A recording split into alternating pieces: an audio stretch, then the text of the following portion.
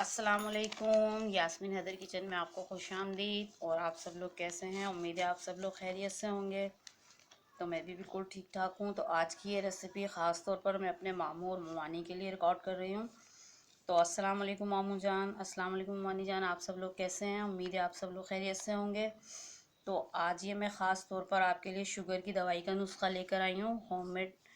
ये तो चलिए मैं आपको सबसे पहले बताती हूँ कि ये शुगर आखिर होता क्या है हमारे जिस्म में, ऐसे क्या कमी हो जाती है जिसकी वजह से शुगर होता है। तो शुगर के बारे में पहले मैं आपको कुछ बताऊंगी, उसके बाद फिर मैं आपको नुस्खा बताऊंगी, आपको लिखा हुआ भी दिखाऊंगी, आपको तरीका भी बताऊंगी। तो आप उस तरीके से यूज़ कर लीजिएगा। आप एक हफ्ते यूज़ करके देखिएगा, अगर आपको फ़ायदा होता है तो आप जो शुगर का टेस्ट करवाइएगा। आपकी शुगर में कमी होती है या आपकी शुगर कंट्रोल महसूस होती है आपको, जैसे कि पहले आपको कोई तकलीफ़ या परेशानी होती थी, वो तकलीफ़ परेशानी आपकी दूर हो जाती है और आपको फ़ायदा होता है, तो आप ये रेगुलर यूज़ कर सकते हैं दवाई। इसका कोई साइड इफ़ेक्ट नहीं है, कोई नुकसान नहीं है इसका। बिल्कुल ये देसी नुस्खे से तैयार की गई दवाई है। तो आप एक हफ्ते तक ज़रूर इस्तेमाल करके देखिएगा और उसके बाद अपना टेस्ट करवा लीजिएगा। तो चलिए आइए मैं पहले आपको कुछ शुगर के बारे में बताती हूँ कि शुगर हमें होती क्यों है। अगर हम कोई भी जैसे ग़िज़ा खाते हैं तो वो हमारे मैदे से होकर खून में शामिल हो जाती है और हमारे मैदे के साथ ही एक छोटा सा गदूद होता है जिसको कि हम हकीमी दवा ज़बान में या डॉक्टरी ज़बान में लबलबा कहते हैं। तो अगर हमारा ये लबलबा, जिसको हम लबलबा कहते हैं, ये इंसुलिन बनाना बंद कर देता है, तो ये इंसुलिन खून में शामिल होकर शुगर को हमारे जिस्म में जज़्ब करती है। जब लबलबा ही इंसुलिन नहीं बनाएगा तो हमारे जिस्म में शुगर कैसे जज़्ब होगी? तो हमारे जिस्म में तवानाई पैदा करता है, ज़ाहिर सी बात है। जब ये शुगर जज़्ब करता है लबलबा, तो हमारे जिस्म में तवानाई पैदा करता है और जब ये लबलबा ही ख़राब हो जाता है तो इंसुलिन हमारे जिस्म में शुगर के दरमियान पुल का किरदार अदा करती है। यानी कि जब तक हमारे जिस्म में शुगर जज़्ब नहीं होगी और इंसुलिन पैदा नहीं होगी और हमारा लबलबा ठीक से काम नहीं करेगा, तो फिर हमारे जो है ना शुगर कंट्रोल नहीं होगी। तो जब जिस्म में जज़्ब नहीं होती है तो ये शुगर का मर्ज़ होता क्यों है? शुगर का मर्ज़ होता है ज़्यादातर जिस्म का बढ़ जाना, यानी वेट जब बढ़ जाता है, वज़न बढ़ जाता है, तो उसकी वजह से हमारे लबलबे पे चर्बी आ जाती है।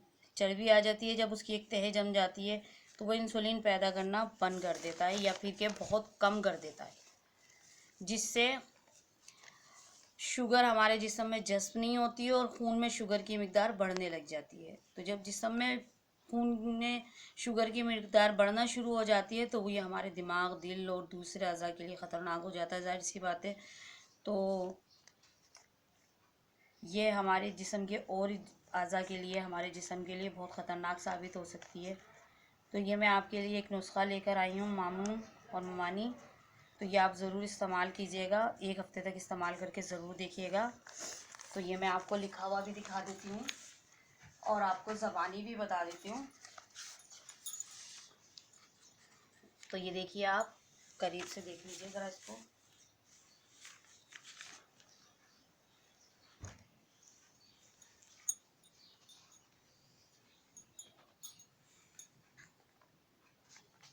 करीब से, ठीक से करीब करके दिखा दीजिए आप ज़रा।